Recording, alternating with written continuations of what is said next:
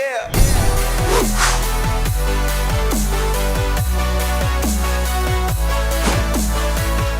Welcome back to the Gridiron Expert, and man, does it feel so good to be back. I know, guys, we've been off the grid now for about 2 weeks or so, and I want to extend my thanks and my appreciation to all of you that reached out to check up on us, see if we were okay, if we were doing all right. We're doing just fine. We had to go out of town for a little bit, then a couple other things unfortunately popped up that we had to take care of, but we are back in full force, bringing you college football coverage 24/7, 365 right here on YouTube, and of course over on our brand new Gridiron Expert podcast on all of your streaming platforms. The links for all those things down in the description below. But we apologize for being gone for so long, especially with no warning, no heads up. It was not intended, but we don't plan on that happening again. So, having said all of that, it feels so good to be back, and it feels appropriate to come back with some FCS football coverage for one of the biggest games of this entire weekend. We have a top 15 Big Sky matchup between number 9 Eastern Washington and number 11 UC Davis. That is our number one game of the week. It originally was going to be South Dakota State and North Dakota State, the number 4 team in the country and the number 2 team in the country.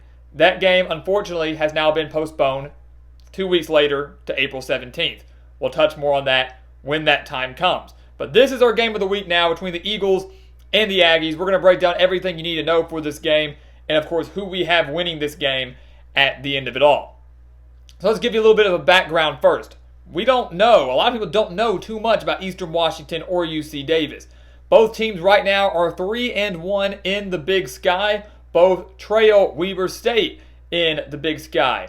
Weber State is undefeated in the conference, an absolute national title contender. These guys are too, though. The winner of this game will solidify themselves as probably the second best team behind Weber State in the Big Sky, and are going to be a major threat when the playoffs roll around here in a few weeks. You look at Eastern Washington, kind of their path to this record right now, path to being the number 9 team in all the land. They were upset by Idaho in their first game of the season. They lost to the Vandals 28-21 in that season opener. It was a bit of a shock. They then rebounded and have won 3 straight games since then. Won those 3 games by an average of 29.3 points per game. They woke up. That loss to Idaho was a wake-up call, and they have woken up and shown why they deserve to be a top 10 team. UC Davis, the Aggies, they've been just as impressive to me as Eastern Washington. These two teams are different when it comes to style, but yet very, very similar in terms of their pass and the way they play. Been just as impressive. Only loss, guys, is to Weber State. Lost to them 18-13.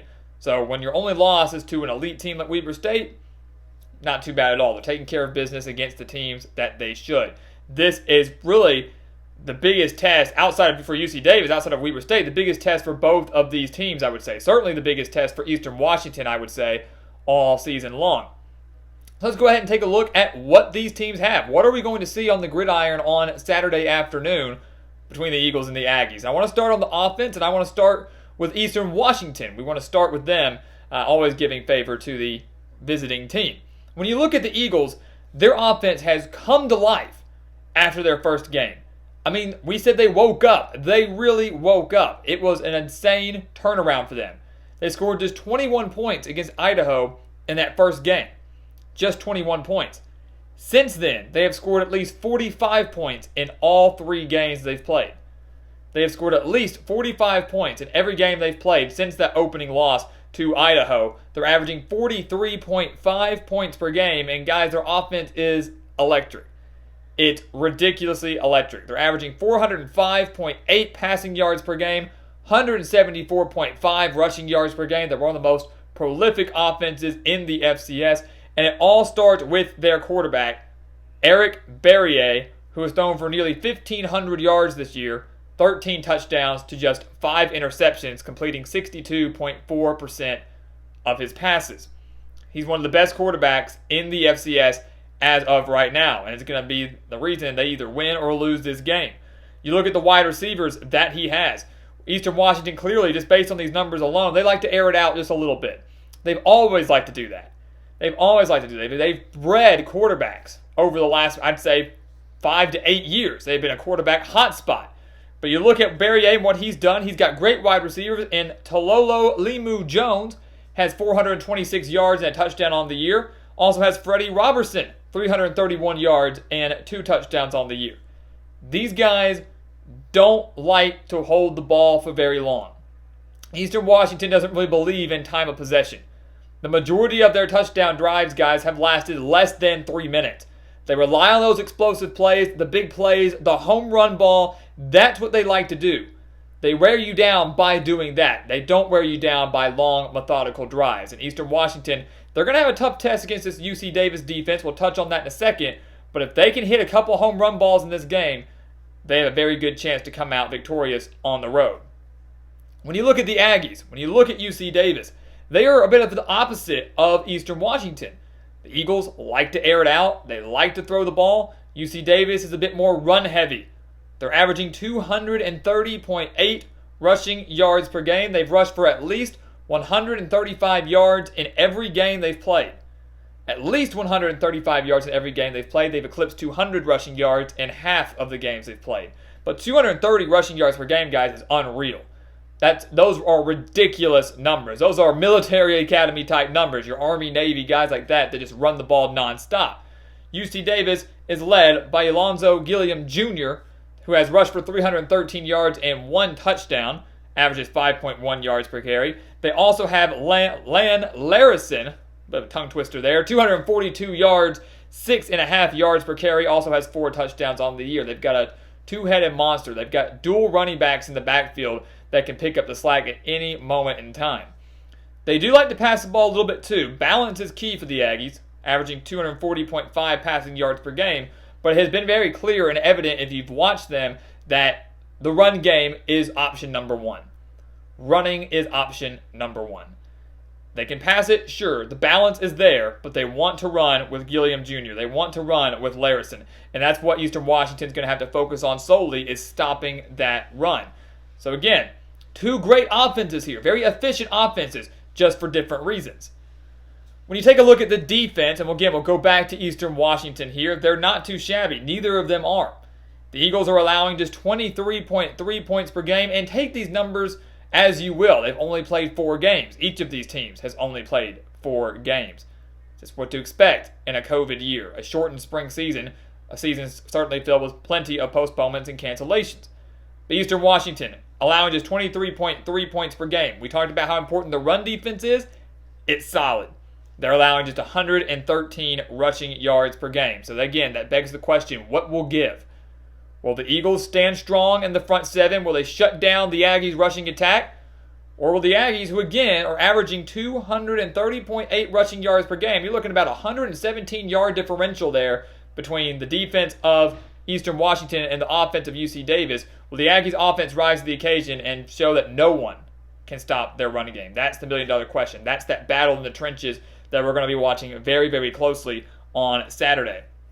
The Eagles have forced 6 turnovers. UC Davis has also forced 6 turnovers, so they're even when it comes to that category. But Eastern Washington's a little bit more vulnerable against the pass, allowing 249.5 passing yards per game. That's something where UC Davis might have to stray away from their game plan. Yeah, we want to run it, but look, if the secondary's vulnerable, why don't we air it out? They're still averaging over 240 passing yards per game. The balance is there. We're not going to be one-dimensional. Eastern Washington needs to try to do that. And if I'm Eastern Washington, I'm trying to make them one-dimensional through the pass. Absolutely. Absolutely take away that run, which seems to be the number 1 strength. But it's clear to me that UC Davis can get the job done through the air. When you look at the Aggies and their defense, I think they're a little bit more stingier than Eastern Washington. And that's saying something. Because the Eagles have a really good defense, like we just mentioned. But the Aggies, man, they're allowing just 21.5 points per game. That is better than Eastern Washington. They have forced 6 turnovers. They're even in that category. But they're allowing just 199.3 passing yards per game. They're allowing just 116.8 rushing yards per game. And again, those passing numbers are key. The offensive numbers for the Eagles and the defensive numbers for the Aggies. Eastern Washington is averaging 405.8 passing yards per game. UC Davis is allowing 199.3 passing yards per game. And I always say, no matter the team, the league, FCS, FBS, wherever, if you're holding someone to under 200 passing yards per game, and they're not one of those military academies like we mentioned, if you're holding someone to under 200 passing yards per game, that's extremely impressive. That's extremely impressive. And I know UC Davis barely makes that cut, but they do. So again, what's going to give here? Will the Aggies defense rise to the occasion? Will their secondary continue to be stingy and force Eastern Washington to win the game on the ground, something they can do, but something they don't want to do? Or will Eastern Washington continue to have their way with every opponent they face? UC Davis, no exception, with Eric Berrier just hitting those home run balls time and time again. That is the million-dollar question that you need to be watching out for on Saturday. So what will happen in this game on Saturday, guys? It's a brief overview for both teams, a brief look at the key stats for both of these teams.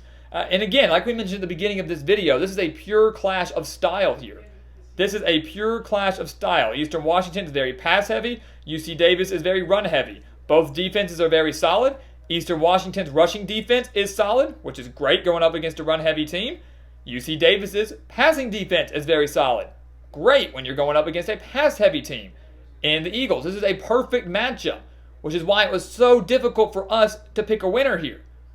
But in the end, I am going to go with the UC Davis Aggies to get the win on Saturday afternoon. Yes, Eastern Washington, I believe, is faster. I believe they're more explosive, at least on the offensive side of the ball. But UC Davis, they have the home field advantage. They are more balanced offensively. 230 rushing yards per game, 240 passing yards per game. So if they are forced to be one-dimensional, I think they can do better in that realm than Eastern Washington. Home field advantage, more balanced, and I think their defense will be very suffocating. I think they own the defensive edge. I think they own the defensive edges where it matters. They've been more consistent defensively so far this year than Eastern Washington has.